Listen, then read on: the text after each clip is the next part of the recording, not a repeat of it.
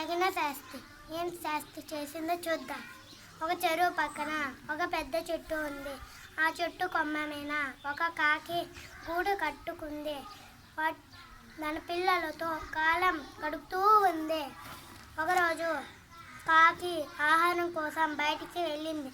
ఒక దొంగ పిల్లి అటుగా వచ్చింది. గూట్లో కాకి లేదని గమనించింది. నెమ్మదిగా కాకి గూటి దగ్గరకు చేరింది. పిల్లిని చూసిన కాకి పిల్లలు భయంతో అరిచాయి. ఇది పక్కనే ఉన్న ఒక కొంగ గమనించింది.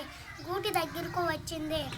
తన పొడవైన ముక్కుతో పిల్లిని పొడిచింది. పిల్లి భయపడి పారిపోయింది. కొంగ కాకి పిల్లల దగ్గరే ఉంది. కొంతసేపటికి ఆహారం తీసుకొని కాకి వచ్చింది. కాకి పిల్లలు విషయమంతా అమ్మకు చెప్పాయి. కాకి కొంగ చేసిన సాయానికి కృతజ్ఞత చెప్పింది.